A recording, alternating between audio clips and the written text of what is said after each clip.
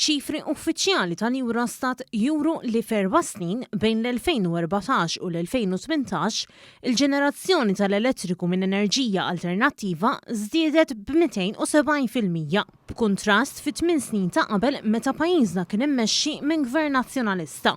Il-ġenerazzjoni tal-elettriku minn enerġija alternattiva telat biss għal 2.9% tal-enerġija kollha li jkonsma pajjiżna. Fis-stqarrija, il-Ministeru għall-Enerġija spjega li fl-aħħar 4 snin saret ħidma kbira biex pajjiżna iżid il-ġenerazzjoni tal-elettriku minn enerġija alternattiva. Dan permezz ta' investimenti kbar ta' pannelli tax-xemx f'żoni industrijali u kummerċjali. Il-Ministeru spjega li iż-żieda fil-popolazzjoni, rekord kull sena ta' turisti li ġew pajjiżna, żieda fl-affluenza, tnaqqis ta' 70% ta' persuni li ma jaffordjawx isaħħnu djarhom waslu għal żieda kbira fil-konsum. Għalhekk waslet biex il-mira ta' 10% ma tintlaħaqx b'2%.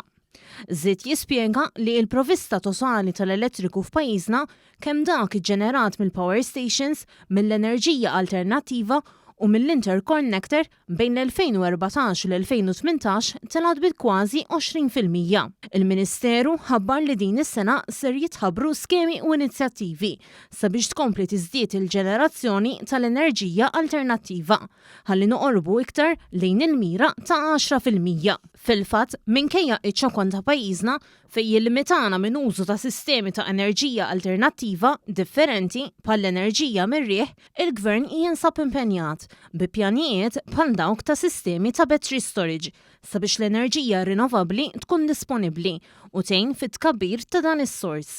Permezz hekk il-poplu Malti wawċi mhux biss għandu arja aktar nadifa iżda wkoll kontijiet irħas b'medja ta' 25%. Il-Ministeru qal li l-Oppożizzjoni uriet x'fadlilha titgħallem dwar il-ġenerazzjoni tal-elettriku u li kien għaliha pajjiżna għadu jiġġenera id-dawl bil-heavy fuel oil, l-aktar żejt li jħammeġ u li jkontamina l-arja, periklu għas-saħħa tan-nies waqt li tanqalba igawdu il-miljuni ta' euro f'kummissjonijiet.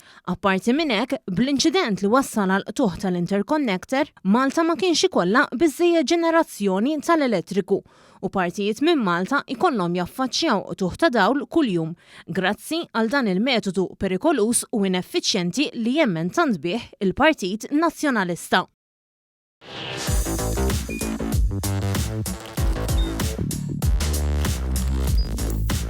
Idħol fuq one.com.mt u hemmhekk tista' tara l-programmi kollha li jxandru fuq One permezz ta' One Play.